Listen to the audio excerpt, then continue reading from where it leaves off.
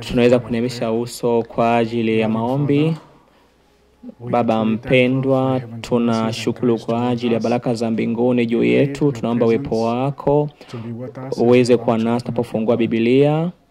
Ni kweli tuna bahati kwamba wadhambi pia nao wanaweza kupata nafasi ya kuwa na Mungu. Asante Mungu wetu kwa zawadi ya Yesu Kristo. Asante Yesu hata kwa hema takatifu mbinguni ambapo kuna kiti cha rehema, ambapo wadhambi nao wanaweza kupata utakaso, na zaidi ya utakaso tunaweza kupata ushindi. Tafadhali tubariki sasa tunapoomba, na tunaomba kwa unyenyekevu kwa jina lake Yesu Kristo. Amina. Amina. Habalini asubuhi. Tutakuwa na somo fupi kwa neema ya Mungu. Tunakwenda kuanza mfululizo wa masomo ambao tutajifunza sura maalum katika Biblia. Tutakwenda kujifunza sura moja katika Biblia ambayo inahusika na vuguvugu la mwisho na maandalizi. Somo la kwanza litakuwa ni utangulizi. Ninahitaji kuanza kwa kutoa nukuu ambayo ndio itakuwa inagusa mada kuu ya haya masomo ambayo yatakuwa na mfululizo wa masomo 10. Na inapatikana katika Gospel Workers 148. Gospel Workers 148. Na hii inakwenda kuweka seti katika mfululizo wa masomo yetu. Uviona sema wachungaji wajibu wao ni kuonesha neno la kweli la unabii kama msingi wa imani ya Waadventista wa Sabato. Kwa hiyo unabii unasema wajibu wa wachungaji ni kuonesha neno la kweli la unabii. Kwa maana nyingine, Mungu anahitaji wanafunzi wa unabii, lakini sio kuelewa tu unabii. Unabii huonesha yale ambayo yatatokea mwishoni. Ndicho ambacho unabii unazunguka katika Biblia, kuonesha yaliyoko mbele. Lakini kama nitajua yanayokuja lakini sijui jinsi ya kujiandaa, unabii hauna maana. Unabii unanisaidia mimi kuelewa kinachokuja, lakini kujumuisha kila ambacho kipo kwenye unabii ili kusudi kuweza kusaidia kujiandaa na yanayokuja. Kwa Ellen White anaeleza wazi ya kwamba wachungaji lazima waeleze neno la kweli unabii kama msingi wa imani ya Waadventista. Je, msingi wa imani ya Waadventista nani? Na haya soma neno yangu ni Ellen White ameeleza ni msingi wa imani ya Waadventista, neno la uhakika wa unabii. Je, unajua kwamba ukiuliza Waadventista wengi nini kinachotufanya tu Waadventista, wengi watasema ni Sabato na sio Sabato, na wengine watasema kwamba ni hali ya wafu, lakini nasema kwamba si hali ya wafu. Ndio tuleta katika uwepo kama vuguvugu ilikuwa unabii. Ilikuwa ni Danieli 8:14, utakaso patakatifu. Na tunaposahau hiyo tunapoteza nuru, na tukipoteza nuru Biblia inasema kwamba na pasipo nuru watu huangamia.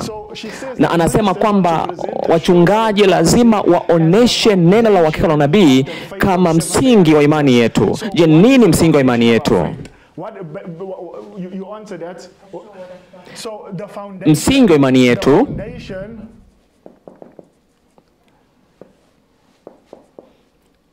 yetu Ellen White anasema ni unabii. Ni unabii. Na hiyo ndiyo tunakwenda kuongea katika sura hii. Tunakwenda kuangalia katika hii sura inazungumza kuhusu habari ya unabii na jinsi unabii uliopita, uliopo na unaokuja. Na Ellen White, tazama hii anasema Ellen White, unabii ni msingi wa imani yetu. Ellen White anasema msingi wa imani yetu ni unabii. Na ninapendekeza ya kwamba kilicholeta katika movement ni unabii wa Danieli 8:14. Na kama Waadventista wa Sabato tukishindwa kuelewa huu nabii, lakini sio lengo langu kuingia katika huu nabii, lakini nini kilichotuleta katika uwepo. Anazungumza kwenye Pambano Kuu, na kumbuka 4:4, anazungumza wazi ya kwamba kitu kikuu katika movement hii ilikuwa ni unabii. Alizungumza kwenye kwenye Danieli 8:14. Kwenye Danieli 8:14 ni muhimu sana, na ukiondoa hii unaharibu kila kitu, na hiyo ni topic nyingine. Njoo katika hii nukuu, anasema kwamba wachungaji lazima waeleze neno la unabii la hakika kama msingi wa imani ya Waadventista, na anaonesha ni vitabu gani Biblia ambavyo lazima visomwe. Anasema unabii wa Danieli na Ufunuo lazima usome kwa makini. Ni unabii gani uliozungumzwa? Lakini Ellen White anatupeleka wapi? Daniel na Ufunuo. Daniel na Ufunuo.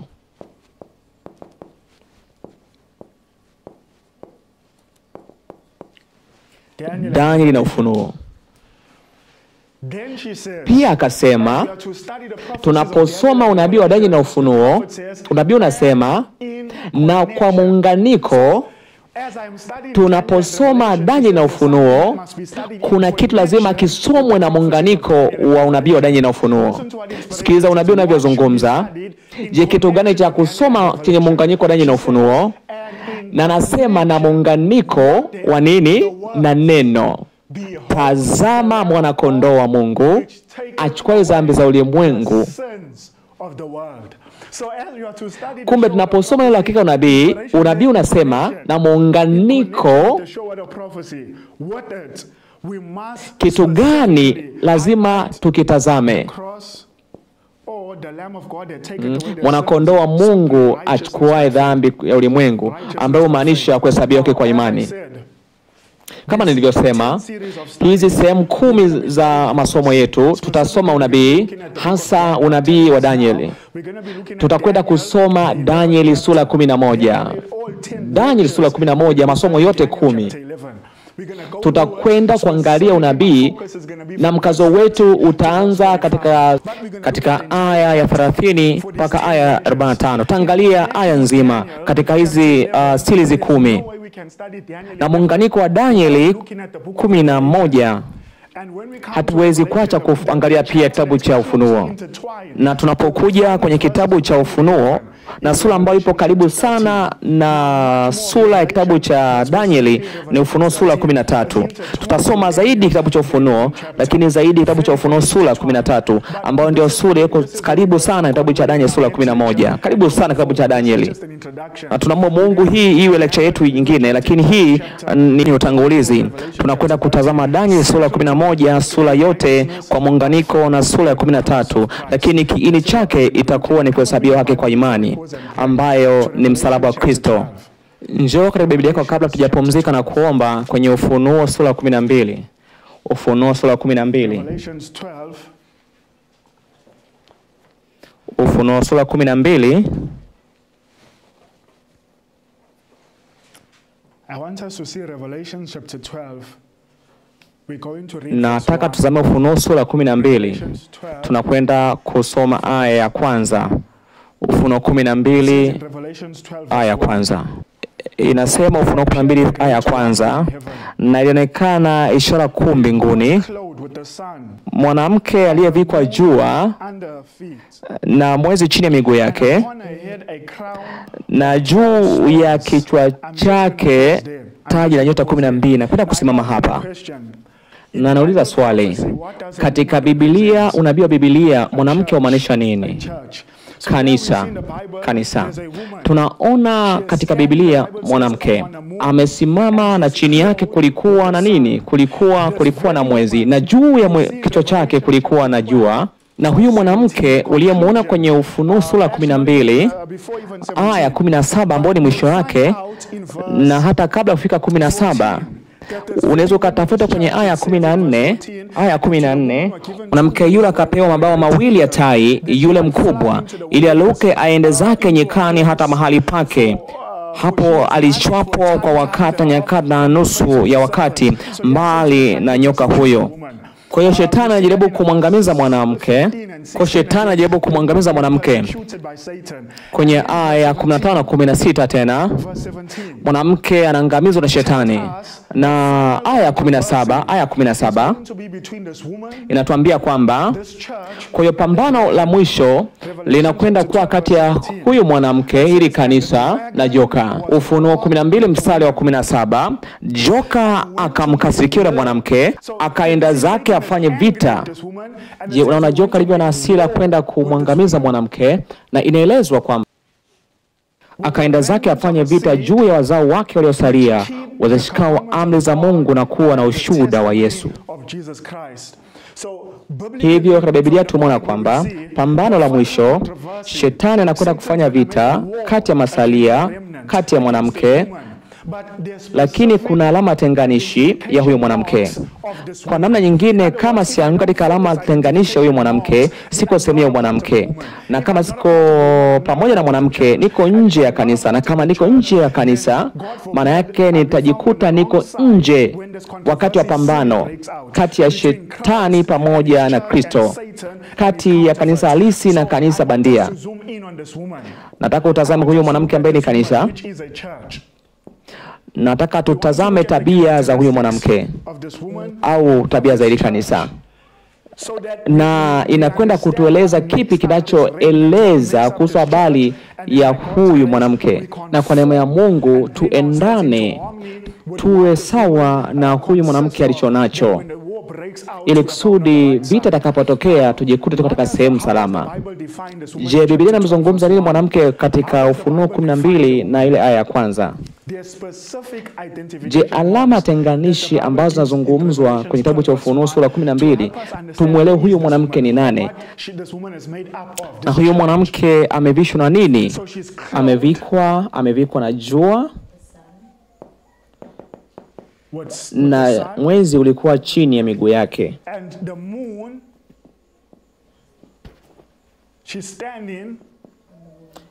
Amevishwa na jua na alikuwa amesimama chini ya mwezi. Na naomba niulize swali. Je, mtu akiwa amesimama, naongea kwa hali ya kawaida ya mambo, na unapokuwa unatembea kwenye jengo, unapokuwa umesimama kwenye nini? Kwenye msingi. Na msingi wa hili kanisa ni nini? Msingi wa hili kanisa ni nini? Ni mwezi. Kumbe msingi, yani kile kilichotengeneza hili kanisa kwa kanisa ndio msingi. Ninakwenda kupendekeza kwamba Ufunuo sura 12 wa Adventista Sabato sio dhehebu, lakini ni vuguvugu.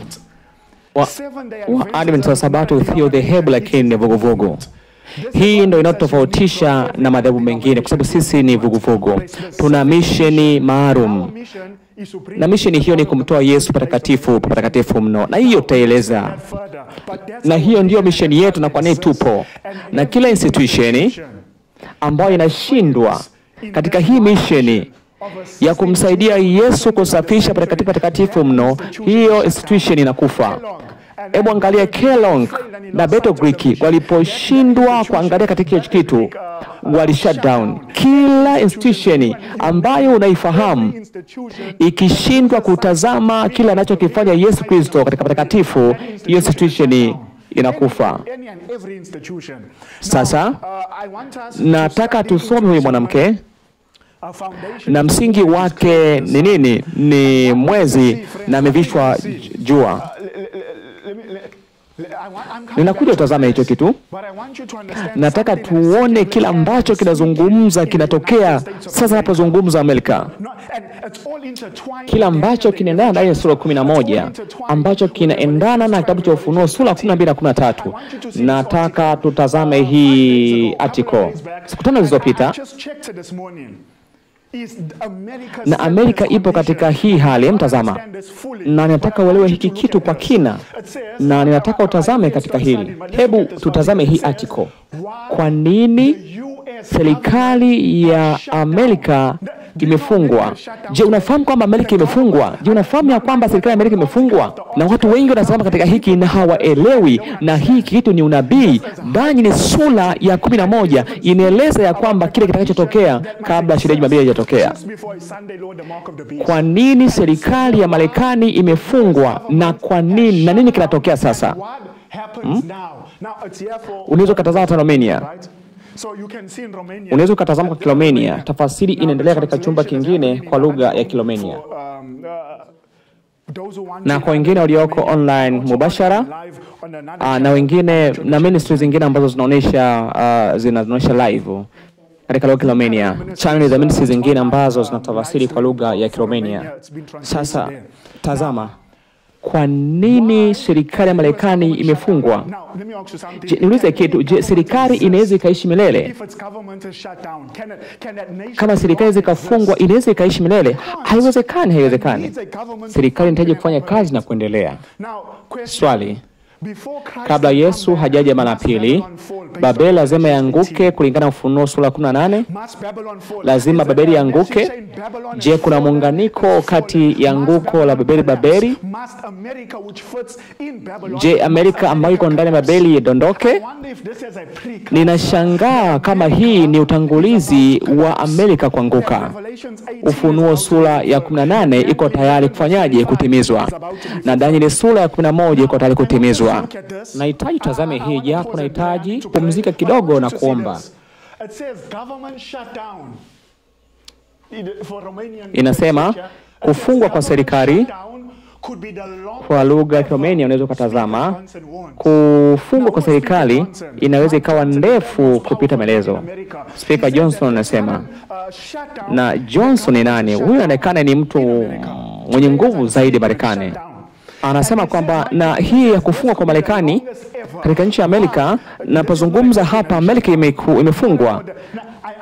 Na huyu Speaker Johnson amesema hii inaweza ikawa ni ndefu zaidi katika nchi ya Marekani. Kuna kitu kingine hapa, lakini nataka nipumzike baadaye niombe. Nasema fedha za serikali kuu zimesitishwa. Na unaposema kusitishwa kwa fedha za serikali kuu, yani fedha zilizokuwa zinataka kwenda kwa wafanyakazi haziwezi kwenda. Na kwa sababu haziwezi kwenda, serikali lazima, na watu hawezi kulipwa, na kwa sababu watu hawezi kulipwa wanaweza kuondoka. Kwa hiyo kusitishwa kwa fedha za serikali kuu na kuondolewa kwa watu wengi. Tazama kwa makini, na serikali inapozima inapelekea wapi? Na Trump anatumia kuzima kwa serikali kuingiza agenda za project 2025.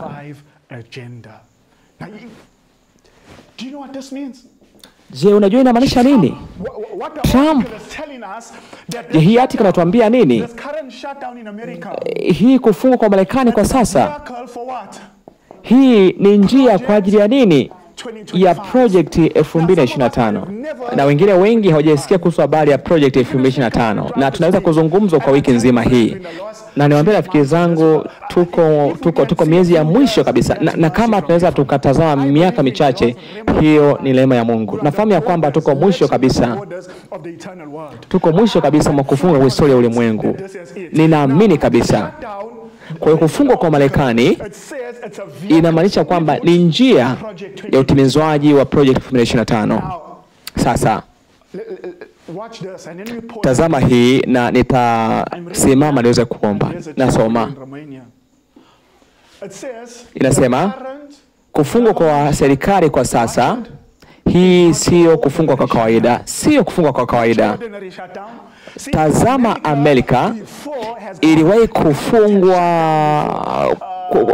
kufungwa kwa siku nyingi kwa nyuma, lakini ilikuja serikali ikakubaliana. Lakini ni tofauti na hii. Inasema kwamba ili kusudi uweze kuelewa kwamba hii si ya kawaida, na zile 20 zilizopita serikali imeacha fedha kurudi nyuma kutoka mwaka 1976. Anasema lazima turudi kwenye library zetu, tuvunje nakala za project 2025. Kwa nimekuambia kwamba hii hapa kufungwa kwa serikali ya Marekani ni njia ya Project 2025. Niko tamani niwaambie kila kitu, lakini tutengeneze kwanza msingi kwa somo jingine. Wala wanaoweza tupige magoti na tuanze somo letu. Tupige magoti. Wala wanaoweza.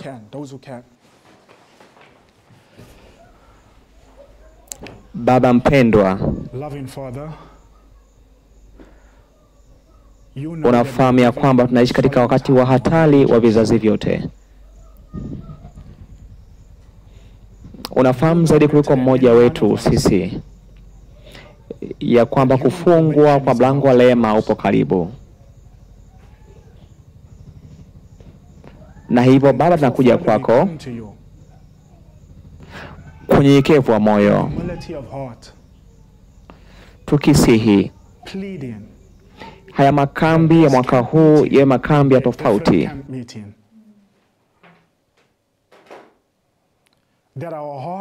ili kusudi mioyo yetu iwake ndani yetu, si kwa sababu ya sauti ya mtu, kwa sababu ya sauti ya Mungu. Tunaomba Mungu, fanya kila ambacho hatuwezi kufanya. Fikia mioyo yetu na ubadilishe maisha yetu. Tuamshe kwenye uhalisia ambao mbingu zinatazama kwamba muda karibia umekwisha, na tunachokifanya lazima tufanye kwa haraka. Mungu wa mbinguni, naleta yote ambao tunayaleta, hata wale walioko online. Fanya kitu cha kipekee kwa ajili yetu Mungu. Mbariki anayeta fasiri katika chumba kingine. Mpe kuwa naye katika akili yake, kuwa naye katika sauti, kuwa nami Mungu wa mbinguni. Chukua hatamu sauti yangu pamoja na ulimi wangu. Tunaomba kwa imani kwa jina lake Yesu. Amina. Amen. Amen. Amen. I did not introduce myself. I think brother introduced. Sikujitambulisha mwenyewe, nadhani kaka alinitambulisha. Nilikuja moja kwa moja kwenye utangulizi. Ninafurahi sana kuona dada na kaka na dada kutoka Romania, dada kutoka Ulaya, Sheli pamoja na mke wangu. Sina hakika na wengine wanatoka kutoka Afrika. Sina hakika sana. Nilisikia kutoka nchi ya Malawi, waliungana nasi kutoka hapa. Ni bahati sana kuwa nanyi, na Mungu ametubariki tumesafiri kuja mpaka. Tunashukuru Mungu ametubariki tumesafiri salama. Tunamshukuru sana. Popote unapata nafasi ya kusafiri kwa sehemu moja kwenye nyingine, ujue ni baraka za Mungu. Shetani alikuwa na uwezo wa kutuharibu, sio sisi tu, hata nyie pia. Kama shetani angeliweza, tusingeweza kufanikiwa kufika hapa. Hivyo tunamshukuru Mungu kwa ajili ya kusafisha salama. Kipi tunafanya leo? Tunahitaji kuingia kwenye somo, japo tuna nafasi mfupi sana. Na kama una swali, andika chini. Baada ya somo tutakuwa na maswali. Tunahitaji kuwa na maswali yanayohusu topiki yetu, lakini hata kama kuna maswali tofauti na wewe kuyachukua, lakini nataraji kuwa na maswali yanayohusu hii mada pekee. Sasa ninaamini kwamba muda umeisha. Ninaamini kwamba kufungwa kwa mlango wa rehema upo karibu. Upo karibu. Na kile tunachokiona Amerika ni ushahidi tosha. Ni ushahidi tosha. Ni ushahidi tosha. Sasa nataka tuje tutazame hapa. Mmoja anaweza kusema, kaka, tumeona kwenye unabii wa Danieli, tumeona katika unabii wa Ufunuo, lakini nini tofauti hivi vitu?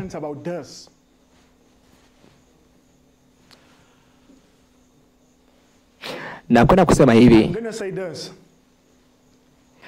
kuna njia ya kusoma Danieli na Ufunuo ambayo haiko sahihi. Wakati vitabu hivi nasomwa, lakini hakuna msitizo wa ukaribu matukio, inapoteza kabisa lengo lake. Ninakwenda kuongezea kitu kusudi aweze kutafasiri vizuri, tuende pamoja. Kwa hiyo kwenye kitabu cha Shuhuda kwa Kanisa, ukurasa wa 117,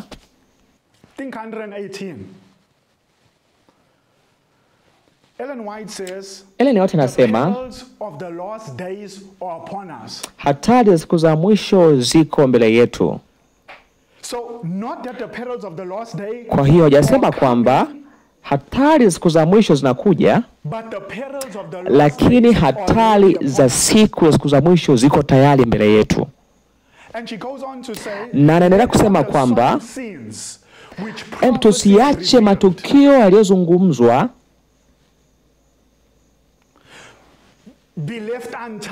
yasiachwe bila kuzungumzwa. Kwa lugha nyingine anasema lazima tusome nabii. Anasema kwamba katika kazi yetu ni lazima tuwaonye watu katika hatari zilizopo. Lazima tuwaonye, sio kwenye hatari zinazokuja, lakini kwenye hatari zilizopo. Anasema kwamba kama watu wetu wa Adventista wa Sabato wangekuwa nusu wameamka, kama wangeelewa karibu matukio yaliyozungumzwa katika Dani, katika Ufunuo, matengenezo yangefanyika makanisani kwetu. Uvuvio unasema kwamba kipi kitakacholeta matengenezo? Kama unaelewa Ufunuo na Daniel, sio kuelewa tu Ufunuo, amesema ukaribu. Sasa swali, naweza mkajibu hata nyie vijana wadogo. Swali, kama kitu kiko karibu, kama mtu yupo karibu, hii inamaanisha nini? Je, yuko mbali na wewe? Kwa mfano, paka yuko karibu na wewe au paka yuko mbali na mbwa? Je, paka atakuwa karibu na wewe au mbali na wewe? Karibu na wewe. Kwa hiyo Ellen White anazungumza kwamba tunaposoma nabii ni lazima tuoneshe watu matukio yaliyotabiriwa ambao yatatimia. Je, hayo itafanya nini? Matengenezo yatafanyika. Hii inamaanisha kwamba siwezi kula kama ulimwengu, siwezi kuvaa kama ulimwengu, siwezi kutazama kila ambacho ulimwengu wanatazama, kwa sababu muda umeisha. Na hiyo italeta matengenezo katika maisha yangu ya kila siku. Na kitu muhimu ni kuonesha watu ya kwamba muda umeisha, na tunapofanya lazima tufanye haraka. Sasa kama ingeishia pale, nukuu ingekuwa na nguvu sana, lakini hakuishia pale katika nukuu. Aliendelea kusema kwamba acha Daniel iseme, acha Ufunuo iseme. Sasa sikiliza, lakini pale ambapo imani ya somo inajengwa, muinue Kristo. Kwa hiyo ninaposoma unabii anasema nisimwache Kristo aliyesulubiwa. Tena nukuu mbili, kitu cha katikati hapo, tunaposoma nabii, nasema nirudia, tunaposoma nabii inua msalaba, ambapo katikati inamaanisha hakuhesabiwa kwa imani. Sasa twende tuangalie kitabu cha Ufunuo. Ufunuo tunataka tuangalie hii sehemu. Ufunuo sura ya 12.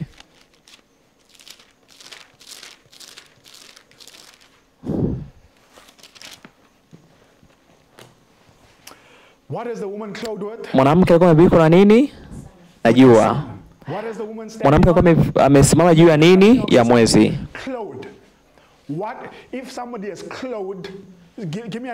Nipe namna nyingine ya kuvishwa. Dress, maana yake ni kuvaa. Alikuwa amevishwa. Namna nyingine ya kusimama, na unapokuwa umesimama kwenye kitu lazima uwe kwenye msingi, sio kwenye ukuta, ni kwenye msingi. Kwa hiyo lazima tuelewe kila ambacho mwanamke amevishwa. Hii kanisa limevishwa nini? Na nini msingi wa hili kanisa? Who do you think this church Je, is? unamaanisha hili kanisa ni lipi? Je, unahisi Roman Catholic? Do you think Satan's going to make war with the Je, unahisi Roman Catholic? Hapana, hapana. No. The Catholic Church is Roman Catholic, Ellen White amezungumza, foundation of deception. msingi wake ni udanganyifu. This church. Who do you Je, think unahisi kanisa ni nini? Presbyterian? No. Someone Je, Presbyterian au Methodist? Hapana. Je, huu ni nani? this church that keeps the Hili commandments kanisa linalotunza ushuhuda wa Yesu na kuwa na imani ya Yesu. Hili kanisa Satan makes shetani anafanya vita naro peace is enforced. wakati alama ya mia itakapotangazwa. Je, hili kanisa ni lipi? Ni kanisa la Waadventista wa Sabato. But do you Lakini know, najua leo unfortunately, kwa bahati mbaya ninaumia. many is seven Wengi wa Waadventista wa Sabato hawaonekani kama Waadventista. Wakati mwingine if you would remove ukiondoa jina lao that says seven na ukatembea katikati yao, unaweza kuhisi kuwa uko chini ya kanisa la Babeli. there are churches Makanisa tuliokwenda sio kwamba tulienda kuhubiri, tulikuwa tunapita tu.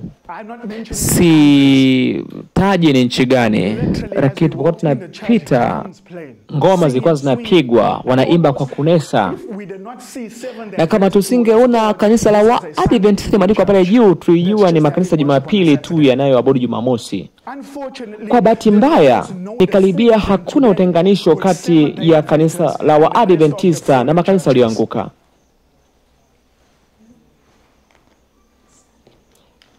Kwa bahati mbaya tupo katika hali mbaya. Sasa now tunahitaji tutazame hapa. Tumemwona Ellen White akisema hii lazima ni somo letu. Danieli, Ufunuo pamoja na msalaba. Na hii ndio itakuwa kiini cha somo letu. Lakini ngoja tuone Biblia inazungumza nini. Lete tuone huu mwezi nini. Twende chukua Biblia kwenye kitabu cha Mwanzo sura ya kwanza.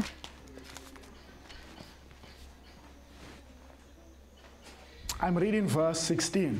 Genesis 1. Naisi kwenye aya ya 16. Aya ya 16.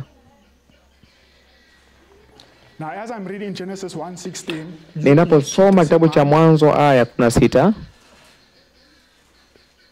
the moon and the sun, which is the great jua na mwezi, kipi kikubwa na kipi kidogo? the moon Mwezi light that shines where? ni mdogo na unamulika wapi? Verse 16. Aya ya 16. And God made two great lights. Na Mungu akafanya mianga miwili mikubwa, To rule the day, ule mkubwa utawala mchana to rule the night. na ule mdogo utawala usiku. Also. Akafanya na nyota pia. Sasa swali, mwezi, What kind of light it is? A light that shines where? mwezi unamulika mwanga wake wapi? Give light. Mwezi unatoa mwanga wake wakati gani? The moon gives light. It says Mwezi unatoa mwanga wake utawale usiku. so the moon Sasa kama mwezi is a light ni mwanga in darkness. katika giza, It's a light in darkness. ni mwanga katika giza. Biblically, what is a light in darkness? A light that shines in darkness. Second Ngoja Peter, tuangalie hasasa nini mwanga katika giza. Second Peter, chapter Waraka wa 1, pili wa Petro 1 aya ya 19. Biblia inasema, the Bible says, we have also nasi tuna lile neno la unabii la imara zaidi. So talking Hebu about tazama prophecy, unabii it says, wetu "We show unasema the tunao neno la unabii la whereunto hakika you zaidi." learn that you take heed. As a light Anasema kwamba ambalo mkiliangalia kama taa ing'aayo mahali penye giza. So prophecy is a light that shines in darkness. Unabii ni mwanga unaoangaza wakati wa usiku. Kwa hiyo kama mwanamke amesimama juu ya mwezi, amesimama kwenye nini? Amesimama juu ya kwenye unabii. Amesimama juu ya unabii.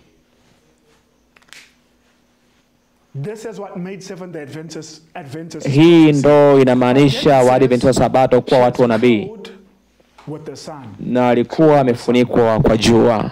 Jua ina maana gani? Twende kwenye Zaburi ya 37. Zaburi 37. Ninasoma aya ya 6.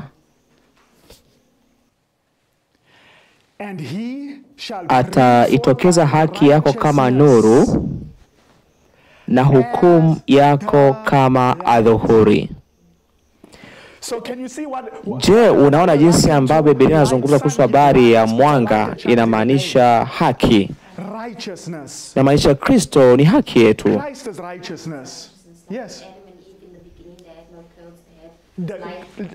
Kwa hiyo adhuhuri ni kama utukufu. Kwa Waadventista wana vitu viwili ambavyo vinawafanya kwa Waadventista: jua na mwezi. Ina maana yake Yesu ambaye ni jua la haki na neno la unabii la hakika zaidi. Na ukienda kwa makanisa ya Waadventista huwezi kusikia kuhusu habari ya kuhesabika kwa imani na Ufunuo 13 na kile kinachokuja. Kila mwaka utasikia kwamba Yesu ananipenda, ndio nafahamu kwa sababu Biblia inaniambia. Ni kweli kabisa, lakini lazima nielewe kuwa Yesu ananipenda. Lakini ile yote nazungumza wazi kwa pande kuu. Pale upendo unapojengwa lakini amri za Mungu na utii kukataliwa, hiyo huitwa umizimu. Na hiyo ni Pambano Kuu 5:5-8.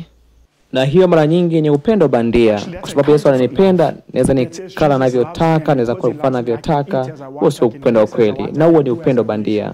Na huo si upendo wa kweli, ni upendo bandia.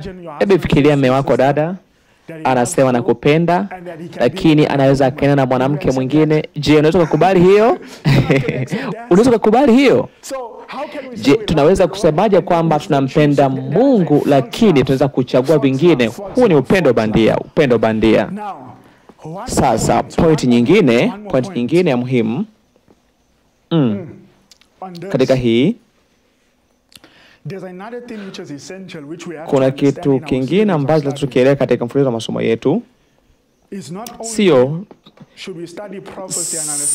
Sio tu kuelewa nabii, kusoma na kuelewa mfululizo wa matukio, lakini kuna kitu cha muhimu zaidi lazima tukielewe. Tuna kitabu cha Ayubu sura ya 10.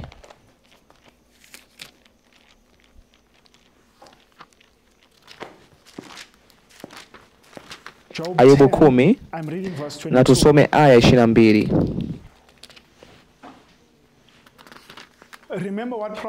Kumbuka unabii maana yake nini?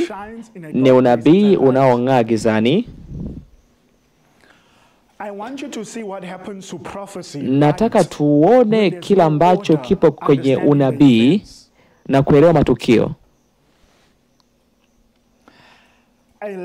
Ni nchi ya giza kuu, kama giza lenyewe lilivyo. Ni nchi ya giza tupu. Tazama hii pointi: isiyo na matengenezo ya mambo yoyote, nchi ambayo nuru yake ni kama giza. Biblia inasema kwamba kama hakuna mpangilio katika kujifunza unabii, mwanga unakuwa giza.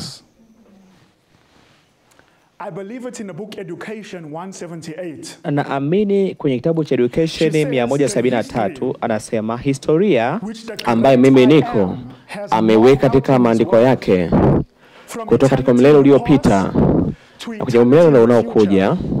Unatuambia kwamba wapi tupo sasa katika mfululizo wa nyakati na kipi ambacho tunakitegemea katika wakati ujao.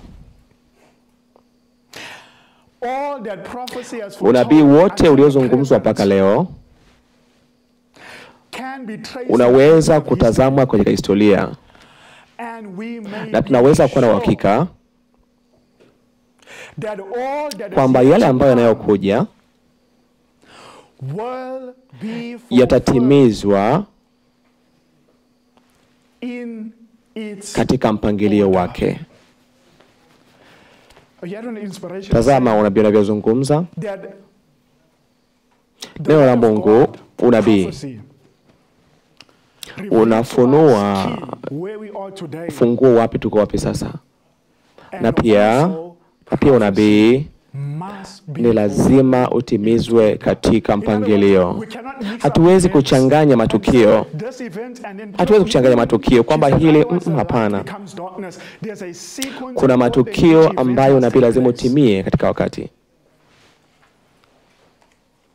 Sasa nataka niulize swali kwenu.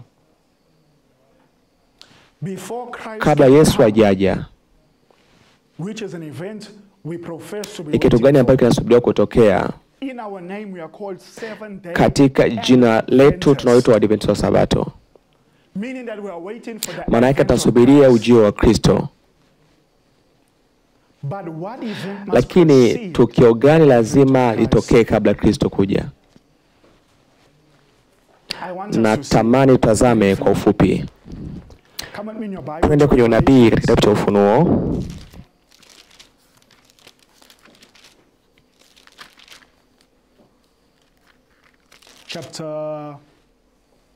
Ufunuo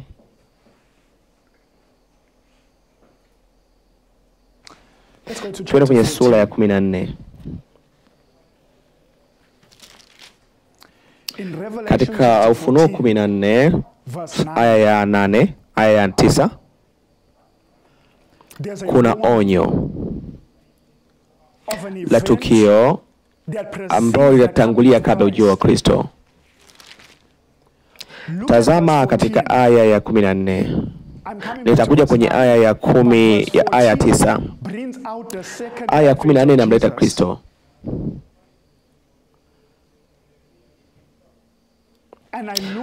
Kisha nikaona na tazama wingu jeupe, na juu ya wingu hilo ameketi mmoja mfano mwanadamu, mwenye taji ya dhahabu juu ya kichwa chake, na katika mkono wake mondo mkali. Na hii ni ujio wa pili wa Yesu. Na malaika mwingine akatoka katika hekalu akamlilia kwa sauti kuu aliyekuwa ameketi juu ya wingu, tia mundu wako ukavune. Hii ni ujio wa pili wa Kristo.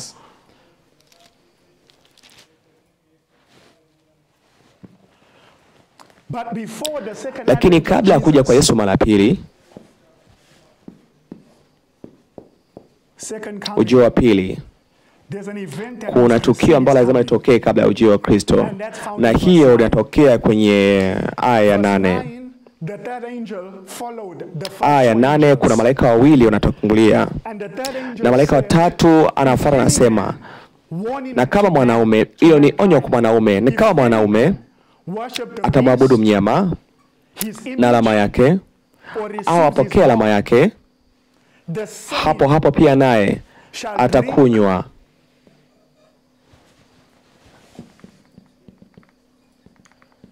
kwenye ghadhabu ya Mungu. Huu ni onyo la kuogofisha. Hii ni onyo la kuogofisha. Na Mungu anatanguliza, anatoa onyo kali ambalo haja kutokea kwa mwanadamu. Dhambi zote ni mbaya kwa Mungu, lakini hii dhambi inamleta mapigo kwa kila mwanadamu atakaye abudu alama ya mnyama. Swali langu ni hili. Na hili onyo liko kinyume na alama ya mnyama, na kabla Yesu ajaje lazima kutokea alama ya mnyama,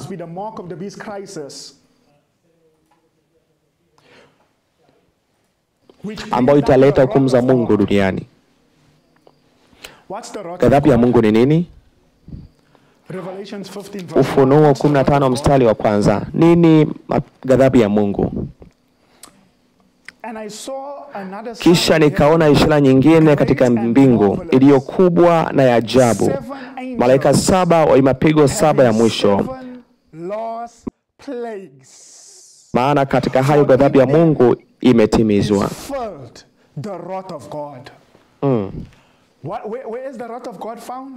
Ghadhabu ya Mungu inapatikana wapi? Biblia inazungumza mapigo 7 ya mwisho. Sasa nisaidie. Tutaweke mapigo. Mapigo 7 ya mwisho ni yapi? Ninaomba nikuulize, kinachotangulia nini kati ya mapigo na alama ya mnyama? Alama ya mnyama kwanza, kwa sababu ilikusudi upokee alama ya mnyama ndio unapokea mapigo 7 ya mwisho. Nini ghadhabu ya mwisho? Ni mapigo 7 ya mwisho. Mapigo 7 ya mwisho ndio ghadhabu ya Mungu.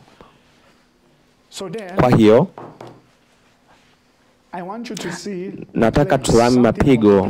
Kuna kitu kwenye mapigo. Ufunuo 15 aya ya 8. Kabla sijasoma ya 8, nataka nikuuliza swali. Leo napofanya dhambi naweza kupata nafasi kwa Mungu. Waebrania 4:16 kwamba lazima tupige magoti kwa kiti cha enzi kupata rehema na neema. Tutafanya tupate neema, tuje kwa imani kwa kiti cha enzi. Lakini nitakapoangalia kwenye kitabu cha Ufunuo 15, je, kuna mwanaume atakayepata neema wakati mapigo yanamwagika? Hapana. Ufunuo 15 aya 8. Hekalu likajazwa moshi uliotoka kwenye utukufu wa Mungu na uweza wake, wala hapakuwa na mtu aliyeweza kuingia ndani ya hekalu hata yatimize mapigo 7 ya wale malaika 7. Swali kwa Biblia, wakati mapigo yanashuka, kuna mtu yote ambaye atapata rehema kutoka kwa Mungu? Hapana. Kwa hiyo kama upokei neema, mlango wa rehema hujafungwa, umefungwa. Kwa hiyo inatokea kabla ujio wa pili wa Yesu, lazima mlango wa rehema ufungwe. Ndiyo, imezungumzwa wazi kwa Biblia. Lazima mlango wa rehema ufungwe. Lakini lazima kitokee nini kabla kufunga kwa mlango wa rehema? Niyo mapigo 7 mwisho ni indication ya kufunga kwa mlango. Lakini kipi kitatokea kabla? Kitu gani lazima kitangulie ikusudi mapigo 7 mwisho yadondoke? Hayo mapigo yanamwagika kwa nani? Ni kwa wanadamu kwenye Ufunuo 14 mstari wa 9. Wanadamu yeyote atakayepokea alama ya mnyama atapokea ghadhabu ya Mungu. Kwa hiyo ndio maelezo mafupi ya matukio. Alama ya mnyama kwanza, kufungwa mlango wa rehema, mapigo 7 mwisho, na ujio wa pili wa Kristo. Tuone ile watu wanazungumza nini.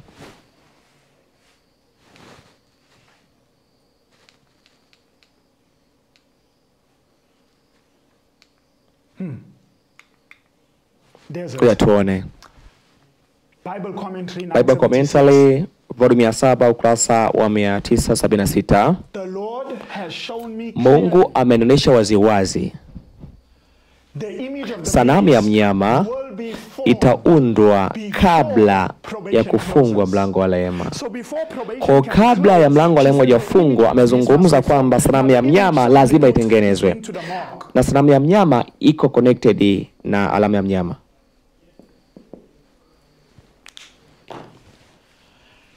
Sasa kabla sijaendelea na nukuu, kwa sababu ya muda hatuwezi kuzungumza sanamu sasa. Hatuwezi kuzungumza sanamu kwa sasa, kwa sababu unabii unazungumza kwamba sanamu lazima itengenezwe kabla kufungwa kwa mlango wa rehema. Kwa kitu gani ambacho lazima tukitazame? Lazima tutatazama sanamu ya mnyama kabla. Twende kitabu cha Ufunuo 13 aya 15.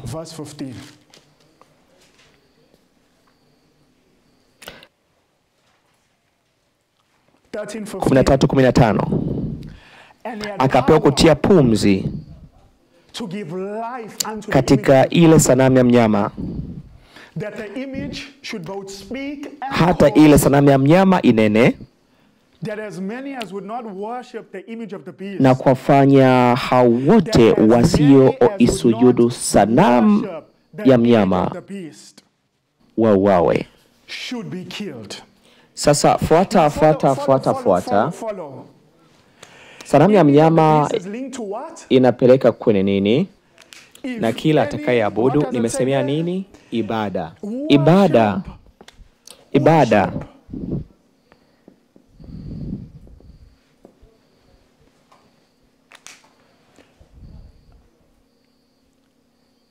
Hii ibada ni ibada ya bandia kwa ibada ya kweli. Ibada ya Jumapili bandia kwa Sabato. Sasa kulingana na hii nukuu, nimezungumza vitu viwili vikuu. Cha kwanza, atatumia nguvu, na pia atatumia ibada, nguvu na ibada. Watu wapi wanakwenda kuabudu kwa hali ya kawaida? Wanaabudu katika serikali, katika kanisa. Uwezo, nguvu inapatikana kwenye kanisa au serikali? Kwenye serikali.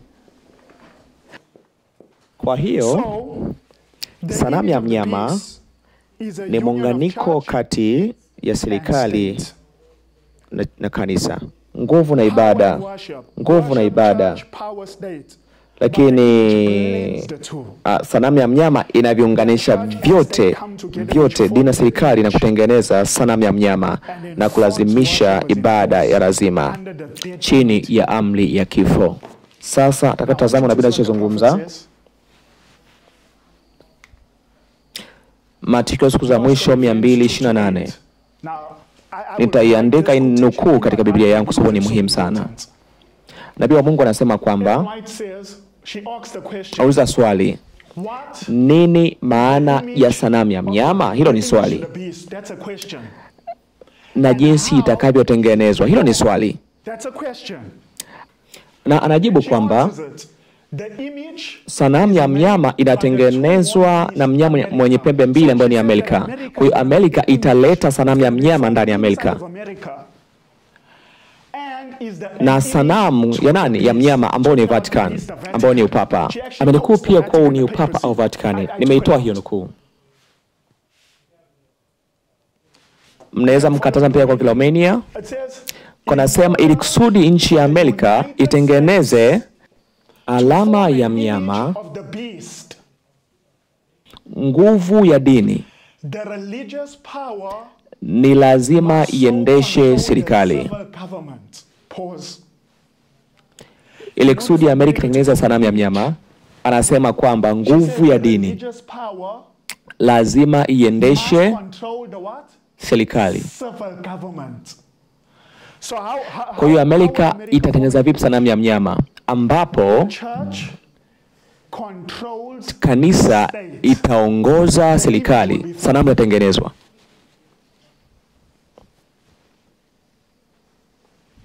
Sanamu ya mnyama inamaanisha Uprotestanti ulioasi, ambapo itaendelea, ambapo Uprotestanti utahitaji nguvu ya serikali ili kusudi uweze kueneza uongo wake. Tafadhali nisaidieni. Ni kanisa gani katika Amerika linakwenda kuchukua nguvu ya nchi? Sio kwa jina lake, lakini kwa system yake. Na ipo kwenye nukuu. Ni kanisa gani katika Amerika? Je, inakwenda kuwa Roman Catholic ambayo inakwenda control nchi, au Uprotestanti ulioasi? Uprotestanti. Kwa hiyo macho yetu lazima yawe wapi katika Amerika? Kwenye Uprotestanti, unaojiita makanisa ya Kiprotestanti.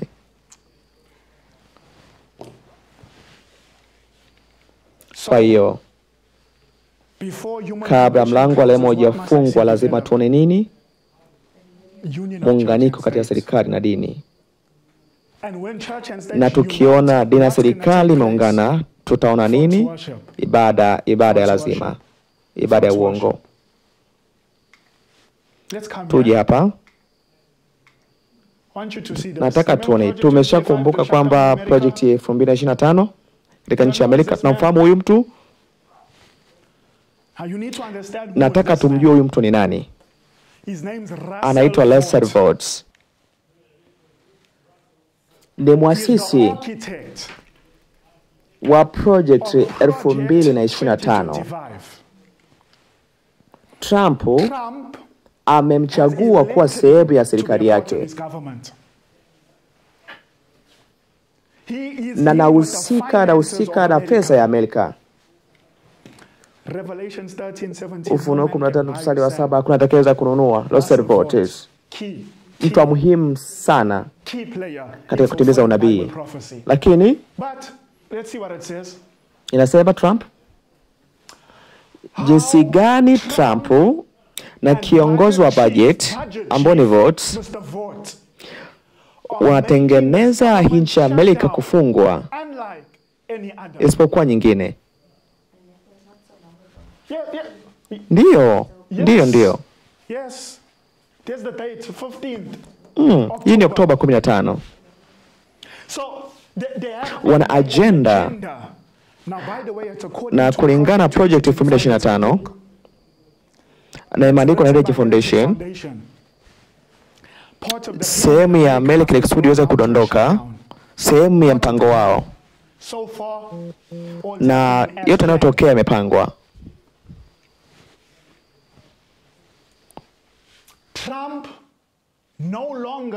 Trump yeye mwenyewe sasa hajiweki mbali na project 2025,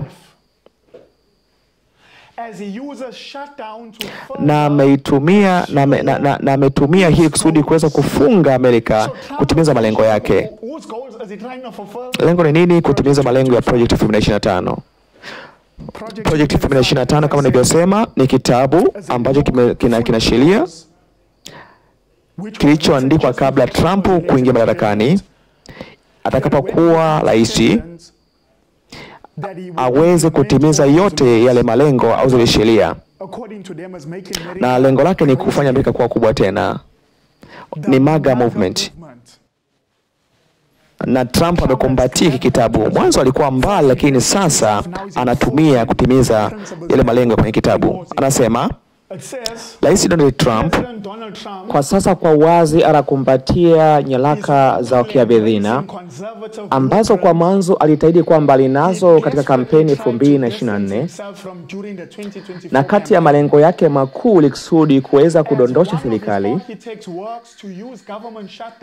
na kukimbiza malengo yake. Sasa wanatuambia kwamba Trump alikuwa anajitenga nao, lakini sasa anakumbatia. Lengo ni nini? Ili kusudi kuendeleza malengo ya nini? Ya project 2025. Je, kuna malengo gani katika project 2025? Inaeleza. Je, Trump anatumia kufungwa kwa serikali kusudi kuweza kusukuma project 2025? Kwa sababu nafahamu ya kwamba kulingana project 2025 Trump lazima akate chini, na Trump anaendesha hii kama agenda ili kusudi kuweza kutimiza agenda za 2025. Nasema kwamba project 2025 kufungwa iko hapa. Inamaanisha nini? Project 2025 serikali ya Trump ilikuwa tayari. Tena Trump sasa wala hakani kabisa kuisupport project 2025. Hakuna tena.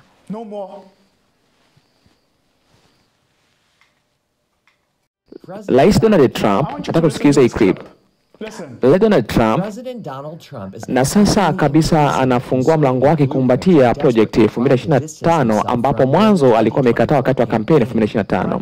Project 2025 siwezi kueleza na sitaki kuelewa nayo na sitaki kuisoma. Katika chapisho lake kwenye Truth Social Alhamisi, Trump alitangaza kuwa atakutana na mkuu wake wa budget Roosevelt, ambaye ni kiongozi wa Project 2025, kujadili ni mashirika yapi ambayo yanapaswa kukatwa na kama mikato hiyo ya jumla. Maoni ya Trump yanawakilisha sura ya ajabu baada ya yeye na kampeni yake kutumia muda mwingi wa mwaka jana kushutumu marekebisho makubwa yaliyopendekezwa kwa shirikisho hilo. Serikali ambayo iliundwa na washirika wengi kwa muda mrefu na maafisa wa utawala wa sasa na wa zamani. Na alipokuwa anafanya kampeni, alikuwa anajiweka mbali sana na Project 2025. Anasema hataki kujua kuhusu habari ya Project 2025. Lakini kwa sasa Trump anakumbatia na tazama hii.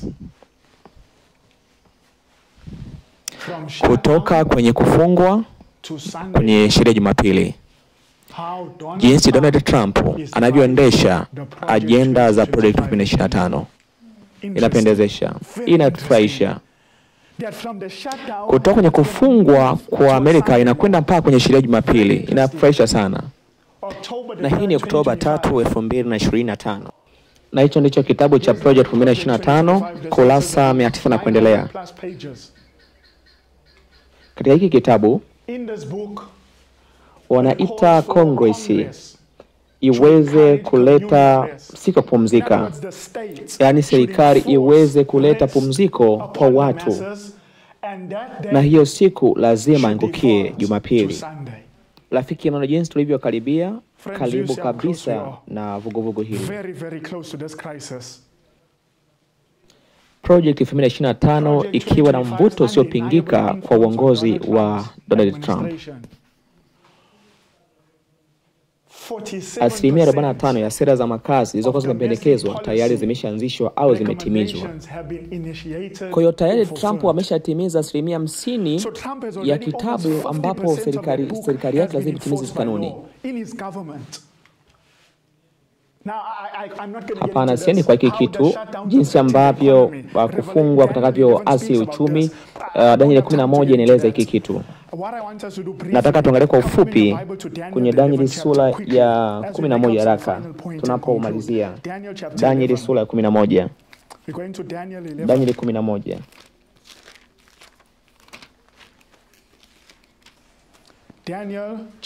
Daniel sura ya 11. Could you read for us Daniel 11 for us? Actually Daniel 12 verse 1. Daniel chapter 12 Daniel mstari wa kwanza. Nataka tuangalie Daniel haraka 12 mstari wa kwanza. Nataka tazame inavyozungumza kwenye Daniel 12 mstari wa kwanza. Dada, unaweza kutusomea? Wakati wa Mikali atasimama, jemedari mkuu asimamaye upande wa wana wa watu wako, na kutakuwa na wakati wa taabu mfano wake haukuwako tangu lipoanza kwako taifa hata wakati huo. Na wakati huo watu wako watakolewa, kila mmoja atakayeonekana ameandikwa katika kitabu kile. Amina. Kwa hiyo Biblia inaonesha wakati wa taabu ambao uje kutokea toka tangu lipoanza kuwako. Na ufunguo katika Daniel 12 mstari wa kwanza, na wakati huo inamaanisha kwamba kuna kitu lazima kitokee nyuma, kwa sababu katika sura za nyuma katika wakati huo inamaanisha kwamba kuna kitu kimetokea katika ufuo katika Daniel sura ya 11 ambayo kinakuja kwenye Daniel sura ya 12. Sasa ngoja niseme hiki, tutaeleza katika masomo yajayo.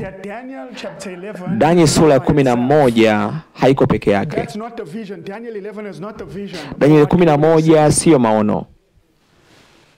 Daniel 11 ni kiini cha maono, na maono yanaanza kwenye Daniel sura ya 10 na 12 ni mwisho wake. Ni wakati Gabriel alipokuwa anamwambia Daniel maono. Kutoka Daniel 10 mpaka 12 ni kitu kimoja.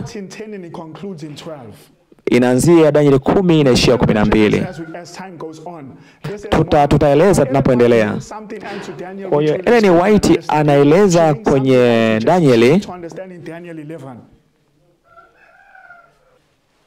lakini sawa, Daniel 12 inaweza kuzua habari ya wakati wa taabu. Mikali anasimama. Nikuulize wakati wa taabu mlango unafungwa au ufungwi?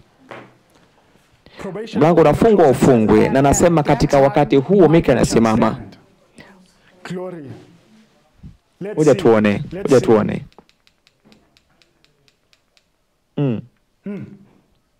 Iko wapi?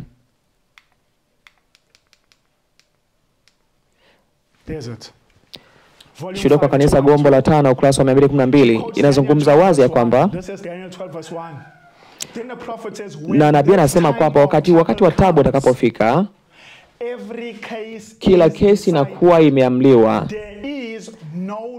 hakuna tena mlango uliofunguliwa. Kwa hiyo Danieli 12 mstari wa kwanza, mlango leo unafungwa. Danieli 12 mlango unafungwa. Wapi natazama tukio kabla ya Danieli 12 ambapo mlango leo utafungwa? Ni chapter gani? Ni Danieli 11. Asante sana dada. Kwa sababu katika Danieli 12 nasema kwamba katika wakati huo, muda gani huo? Ni katika Danieli sura 11. Yaani wakati wote utakapotokea Mika inasimama na mlango leo unafungwa. Kwa hiyo matukia kabla ya mlango kufungwa inapatikana katika Danieli sura ya 11. Kama ninasoma Danieli 11, ninaweza nikaona mfululizo wa matukio. Sio lengo langu kuingia kwa wazi katika hii sehemu. Kila ambacho nataka kusema ni hiki. Nataka tuangalie katika aya ya 45 na nitaongea kwa ufupi katika hii Danieli ya 11:45. Tuone Danieli 11:45.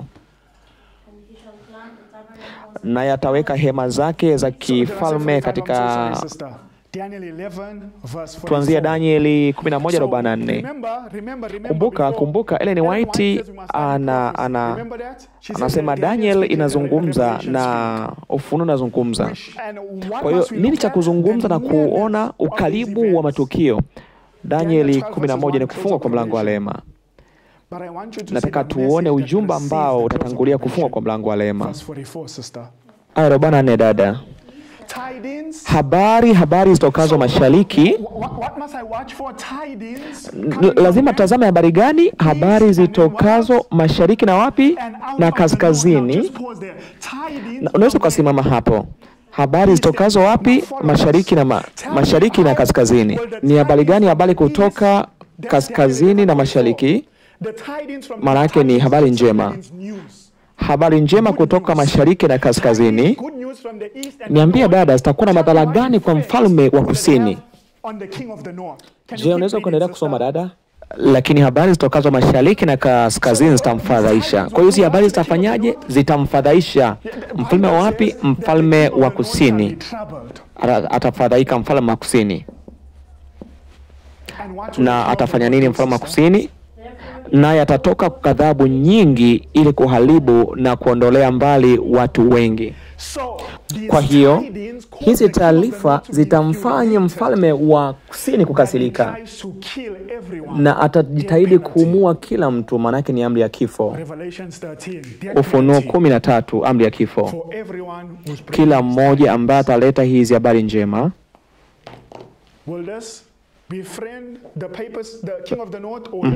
ambaye ni mfalme wa kusini, ambaye ni upapa, atakuwa na hasira. Swali langu, hizi habari njema zinatoka wapi? Ni nini hizi habari njema kutoka kaskazini na mashariki? Ni nini hizi taarifa?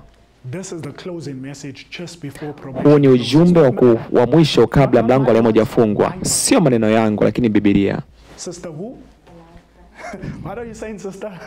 Unasemaje dada yangu?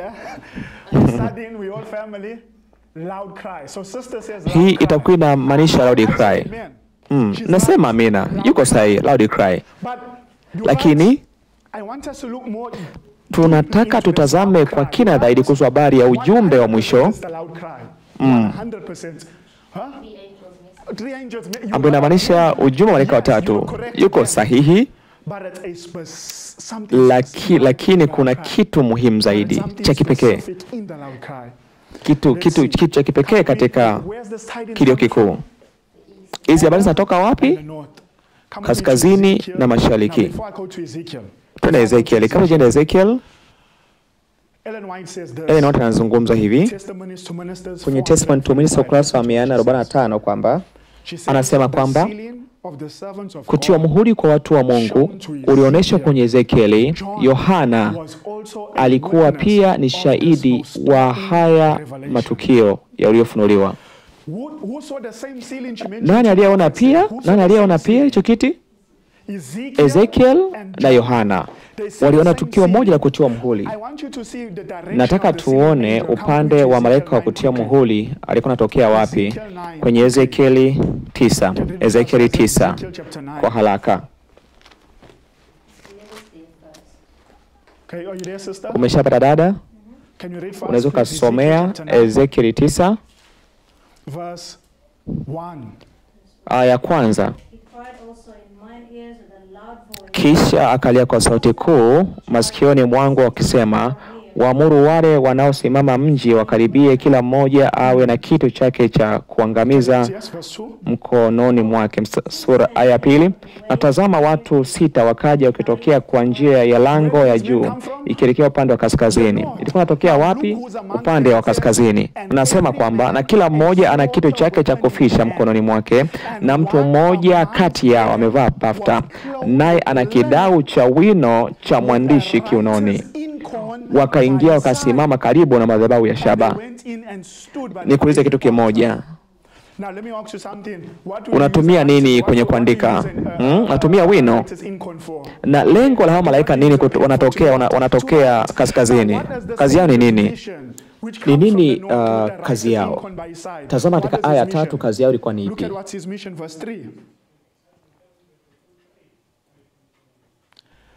Na katika aya 3 kerubi anazungumza ule mtu aliyekuwa amevaa bafta ya wino kiunoni.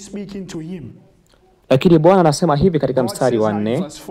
Anasema katika mstari wa 4, Bwana akamwambia, pita katika mji kati ya Yerusalemu, ukatie alama katika vipaji vya nyuso za watu wanaougua na kulia kwa sababu ya machukizo yote yanayofanyika katikati yake.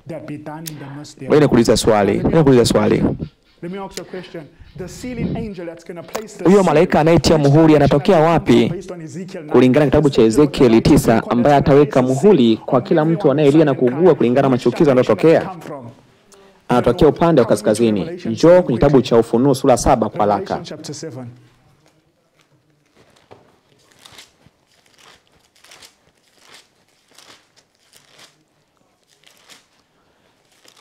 Ninasoma Ufunuo sura 7.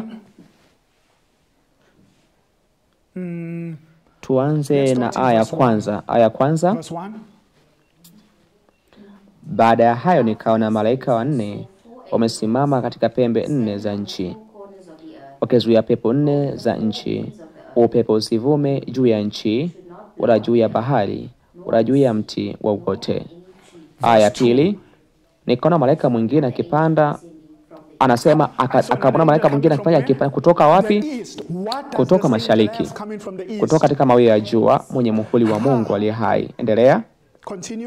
Akawapigia kelele kwa sauti kuu wale malaika 4 waliopewa kuidhuru nchi na bahari, akisema, msidhuru nchi wala bahari wala mti, hata atakapokwisha kuwatia muhuri watumwa wa Mungu wetu juu ya vipaji vya nyuso zao. Tunaweza kuishia hapo. Katika kitabu cha Ufunuo sura 7, huyu malaika anayetia muhuri anatokea wapi? Katika aya 2 anatokea wapi? Mashariki. Katika Ezekieli 9 anatokea wapi? Kaskazini. Malaika anayetia muhuri kutoka katika Ufunuo 7 anatoka wapi? Mashariki. Mashariki, kaskazini. Malaika kutia muhuri. Kwa hiyo malaika kutia muhuri anatokea wapi kulingana na kitabu cha Ezekiel? Anakuja kufanyaje? Anakuja kutia muhuri. Kwa hiyo ujumbe wa kutia muhuri, yule mfalme wa kusini utakasirikia wale wanaohubiri ujumbe huu na ataamua kuwaua na kwenda kuhitimisha kwa haraka. Ninakwenda kuhitimisha kwa haraka. Ujumbe wa kutia muhuri utatokea kabla ya kufunga mlango wa rehema, kabla Michael simama. Manake ni kabla ya kufunga kwa mlango wa rehema, ujumbe wa kutia muhuri utakuwa umeshakamilika. Ujumbe wa kutia muhuri. Nini maana ya ujumbe kutiwa muhuri? Kwa haraka, muda umekwenda sana. Kitabu cha Warumi 4, ujumbe kutiwa muhuri ambao lazima uhubiriwe haraka kabla ya kufungwa mlango wa rehema, kulingana na kitabu cha Danieli sura ya 9. Kitabu cha Warumi 4:11 inasema, naye alipokea dalili ya kutahiriwa, muhuri ya ile haki ya imani. Muhuri wa nini? Muhuri ya ile haki ya imani. Simama hapo. Nini muhuri? Ni kuhesabiwa haki kwa imani. Kwa hiyo katika Danieli 11:44 ni ujumbe kutiwa muhuri, mashariki na kaskazini. Nini ujumbe huo? Ni kuhesabiwa haki kwa imani. Kwa namna gani mfalme wa kusini atauchukua ujumbe huo? Atakasirika na kuwaua wote wanaohubiri huo ujumbe. Swali langu ni hili: ni ujumbe gani lazima tusome ili kusudi tuwe na uzoefu nao? Ni ujumbe wa kuhesabiwa haki kwa imani. Kabla ya kitu gani? Mlango wa rehema hujafungwa. Kwa hiyo huo ndio habari njema, ndio ni habari njema. Hiyo ni kuandaa watu wa Mungu kwa ajili ya vita iliyoko mbele. Ngoja niseme, je, unafahamu ya kwamba mlango wa kuhesabiwa kwa haki kwa imani ina sehemu mbili? Kuna kufungua kwa kuhesabiwa haki kwa imani. Yesu alihubiri hicho kitu. Na Yesu alipokuja kwake na neno lake la kwanza Yesu kabla ya ubatizo wake na kabla ya Yohana hajakatwa kichwa, alihubiri unabii pamoja na huu ujumbe kwa pamoja. Je, ni namna gani hapo?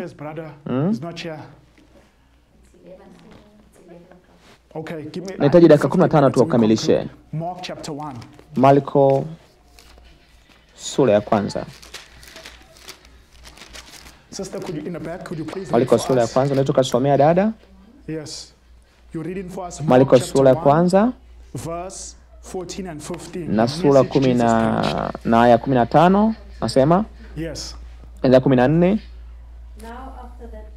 Hata baada ya Yohana kutiwa gerezani, Yesu akaenda Galilaya akahubiri habari njema ya Mungu.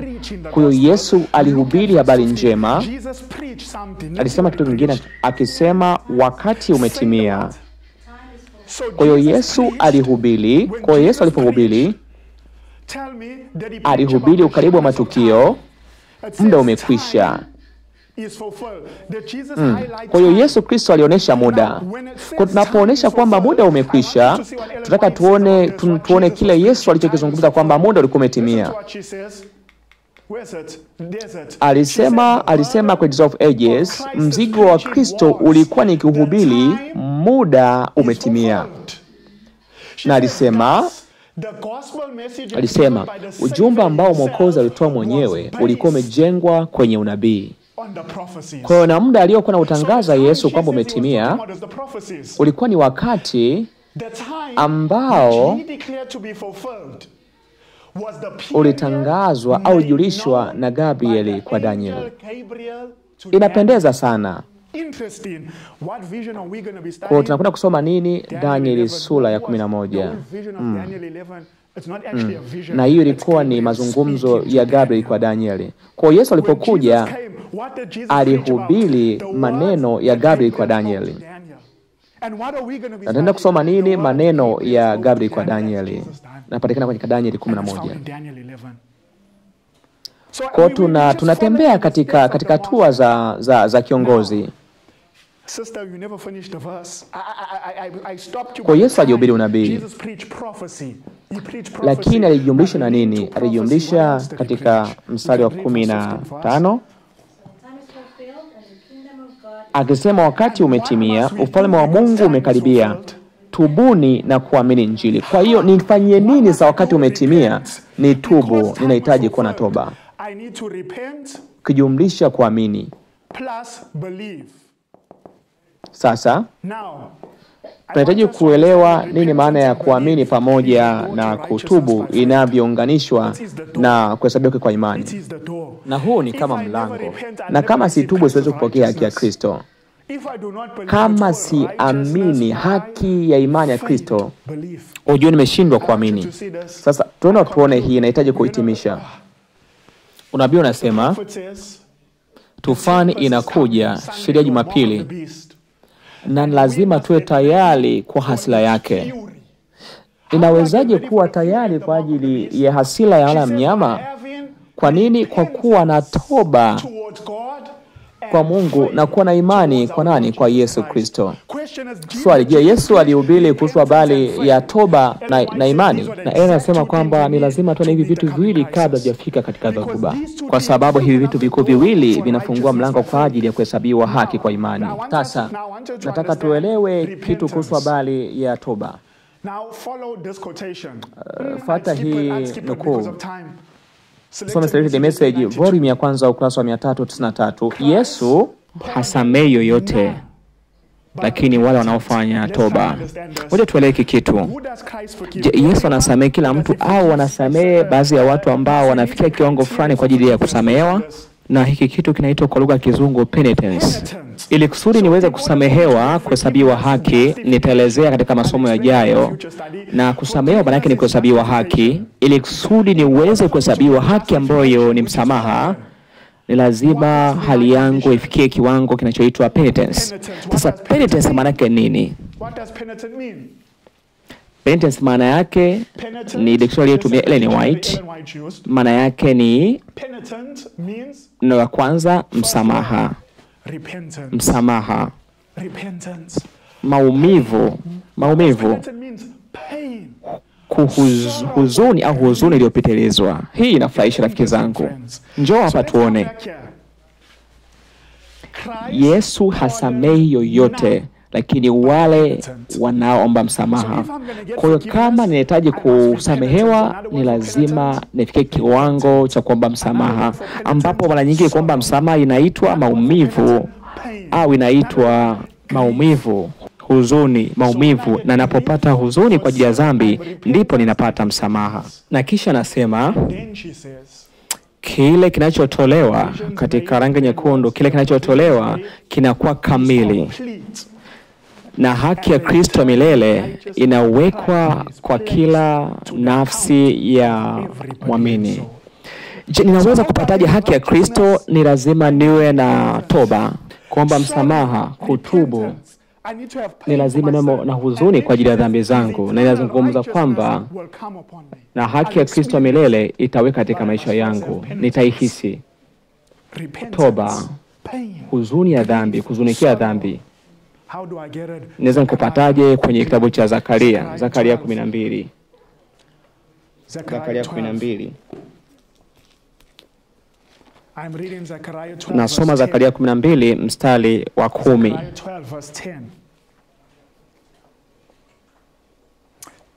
Nami nitawamwagia watu wa nyumba ya Daudi na wenyeji wa Yerusalemu roho ya neema na kuomba. Antazama sehemu ya pili ya fungu hili. Anasema kwamba nao watamtazama yeye ambaye walimchoma.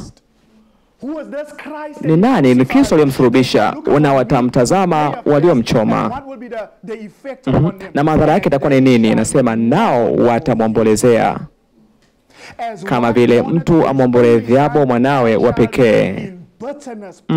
Nao wataona uchungu kwa ajili yake kama vile mtu aonavyo uchungu kwa ajili ya mzalio wake wa kwanza. Swali, je, ni wapi naweza nikaona huzuni kwa dhambi yangu kulingana na hii nukuu? Ni wapi? Ni pale ninapotazama kwa yule ambaye dhambi zangu zilimchoma. Ninapotambua kwamba dhambi zangu si dhambi zangu tu, na wala ambao ziliwahusu.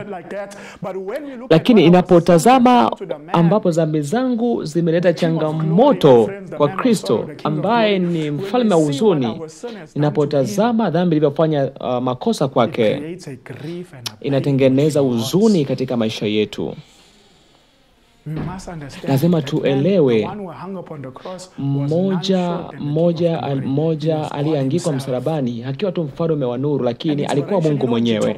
Na hivyo nazungumza picha ya Yesu kwenye msalaba, kwamba mbingu yote ilitazama kwa huzuni pamoja na mshangao, na mbingu haikuamini macho yake. Sasa tuamini unabii kwamba mbingu haikuamini. Unajua hata malaika walifunika nyuso zao, hakuamini walichokuwa nakitazama malaika. Mfalme wa ulimwengu alikuwa amening'inia msalabani. Si kwamba alining'inia kwa kamba, alikuwa amening'inizwa kwenye mbao na misumari. Anasema kwamba uso wake ulikuwa umechafuka kwa damu. Kutoka mikononi mpaka miguuni, damu zilikuwa zikimwagika tone kwa tone juu ya mwamba ambao miguu ya misalaba ilikuwa imetulia. Anasema alikuwa akipumua kwa shida, kwa haraka na kwa ndani zaidi, wakati nafsi yake ilikuwa ikitweta kwa mzigo wa dhambi za ulimwengu. Ni picha gani ambayo mfalme wa ulimwengu alikuwa akilia machozi ya damu alipokuwa amening'inia rafiki na alipokuwa akitoa uhai wake? Ni kitu gani kilichosababisha hayo maumivu? Ni kwa jinsi gani tunaweza kuendelea kwenye dhambi tukitazama huu upendo? Katika hiyo hali ya kustajabisha upendo, tunapotazama katika hovu vio, katika maumivu makubwa ya Zakaria, ambao ni maumivu ya dhambi, ambao kutasababisha niweze kupata haki ya Kristo milele. Siwezi kujua ninaenda kuhitimisha sasa. Siwezi kusoma vyote hivi. Ninakuhitimisha sasa. Huzuni ya kweli ya dhambi. Nini maana nyingine ya huzuni ya dhambi? Kulingana tulichokisoma, penitence, ambao ni huzuni ya kweli ya dhambi ni matokeo ya kazi ya Roho Mtakatifu. Roho Mtakatifu huonesha wapi moyo wetu upo na kwa Mwokozi aliyesulubiwa na kutuleta kwenye toba ya kweli chini ya msalaba. Na kwa kila dhambi Yesu aliumizwa kweli kweli. Na tunapotazama kwake yeye ambaye dhambi zetu zilimsulubisha, tunalia, tunahuzunika kwa ajili ya dhambi zilizoleta huzuni kwa ajili yake. Na hiyo huzuni itatuongoza kwenye kuikataa dhambi.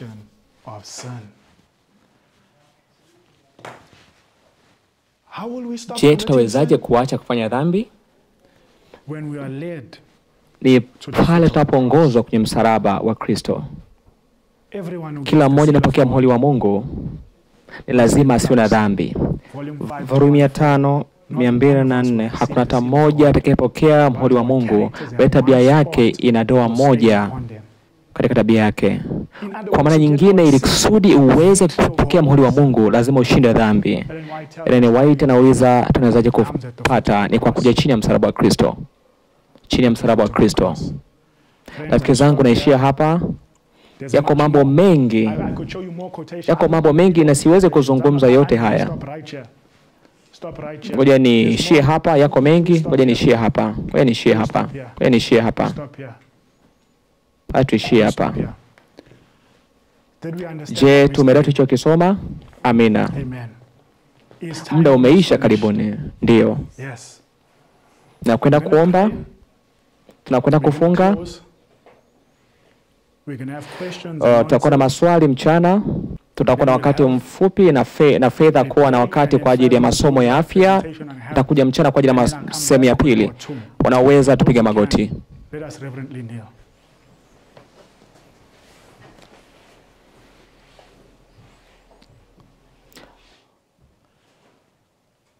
Baba yetu mpendwa, tunakushukuru sana kwa neno lako. Ni mengi tumejifunza. Tunasihi kwamba Roho Mtakatifu arahisisha ya mambo katika akili zetu na nafsi zetu. Baba, tunaona muunganiko katika nchi ya Amerika. Ni kweli kwamba matukio ya mwisho yako karibu kufunguka. Amerika ipo katika wakati wa mwisho wa sheria Jumapili. Na kama antediluvian nasi tumelala. Hatuelewi wakati wa hatari tulionao katika wakati huu. Mungu tuamshe. Na tunaweza tukaacha dhambi katika maisha yetu. Hii hatuwezi kufanya kwa uwezo wetu. Tafadhali tunakuomba Roho wako Mtakatifu atuongoze chini ya msalaba wa Kalvari,